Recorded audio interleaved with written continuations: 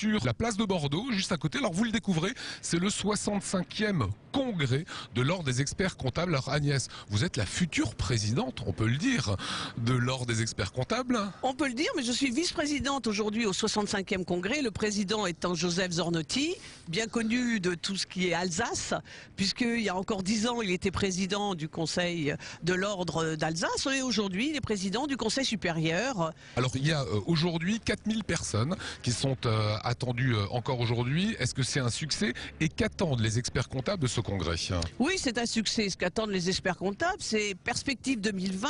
Comment serons-nous dans nos missions vis-à-vis du service qu'on doit rendre aux entreprises? Donc aujourd'hui, on est plutôt connu sur la tenue de comptabilité, la surveillance, l'établissement des comptes annuels. Et pourtant, on est aussi, en tant que tel, il faut le savoir, consultant, conseil comme on nous appelle, pour gestion patrimoniale, on a des ateliers aujourd'hui, également pour tout ce qui est évaluation, transmission, mais aussi n'oublions pas les missions de financement. C'est tout nouveau, c'est à la suite de la conclusion des états généraux de l'industrie où on s'est emparé, on s'approprie cette mission en accord bien évidemment avec l'ensemble des acteurs économiques. Alors il y a cette loi du 23 juillet 2010 qui a modifié la donne. En quoi ça va concerner le particulier aussi? Aujourd'hui, on peut dans cette gestion patrimoniale ou dans d'autres positions disposer et proposer une mission auprès des particuliers qui consistera assistance administrative, assistance fiscale. Il faut penser qu'on arrive à des populations de seniors qui ont aussi besoin, comme à l'identique du Canada, d'avoir une assistance et les experts comptables sont prêts. Chose qui n'était pas possible avant avec le particulier.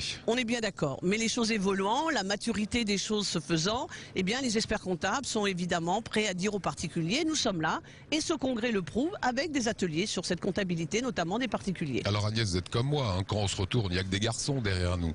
Où est la féminisation de cette profession? Alors cette profession, à 22%, les femmes sont inscrites au tableau de l'ordre. Pas suffisamment, mais il faut savoir que sur 1000 diplômés chaque année, 500 sont des femmes, mais plus des 2/3 partent en entreprise. Pourquoi? Pour concilier leur vie privée, leur vie professionnelle. Et puis surtout, on a des femmes compétentes et qu'on doit avoir une visibilité pour des femmes experts comptables administrateurs de société.